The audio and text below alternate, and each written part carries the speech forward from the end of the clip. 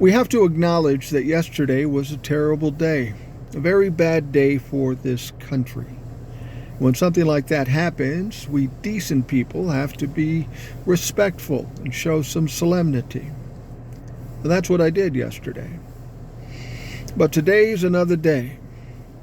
Today our focus should be on November. Because if we lose in November and Donald Trump wins, these kind of days will become common. And we will have to suffer through them over and over again.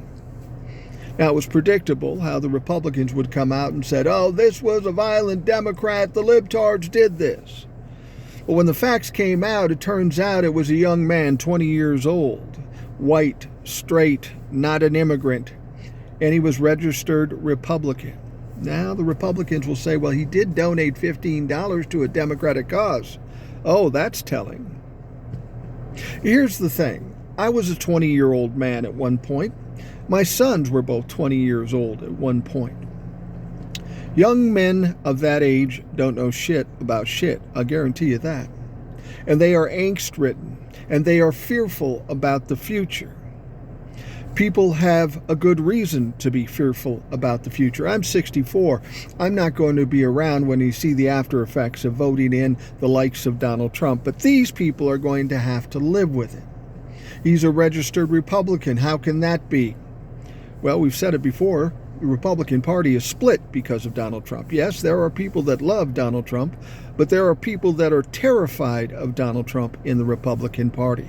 There is no unity in the Republican Party. You could almost predict something like this happen. In fact, before this happened, I said my biggest concern would be a Republican doing this, not a Democrat. But again, we go back to it's a 20-year-old kid. He's looking for some fame or some relief from his fears. He's obviously emotionally broken in some way, and this is what he does to try to relieve the problems in his mind. I think that's really all it is right now. Because to be honest with you, if this was a coordinated professional job, Donald Trump wouldn't be with us right now. So we got to take it for what it's worth. And now the Republicans want us to feel bad. As much as I'm sad for this country as to what happened yesterday, I have no sympathy for the Republicans or Donald Trump. Because you reap what you sow. And if you continue to sow violence, it's going to come back on you. Yesterday was proof of that. You've created fear and anger and divisiveness in this country, and inevitably that's going to cause violence. And that's what it did yesterday.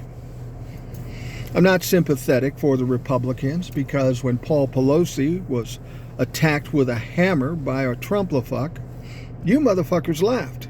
When George Floyd was killed on the streets of Minneapolis, you fucking laughed.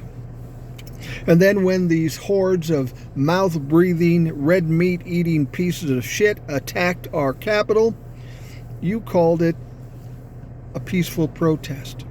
You get no sympathy from me. I'm sad for the country. I'm sad for our society, but not sad for you. Because you are getting exactly what you were begging for. You are the violent party. And we need to acknowledge that, and we need to quell that. Otherwise, the future and our kids, other 20-year-old men and women, are going to pay the price down the line. We can wallow in what happened yesterday.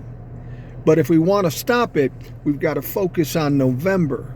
And we've got to make sure that these violent, rabid, racist, misogynistic, anti-Semitic, treasonous motherfuckers don't get any power again. If you didn't like yesterday, you better vote in November, because if we lose in November, you're going to have a whole bunch of these days.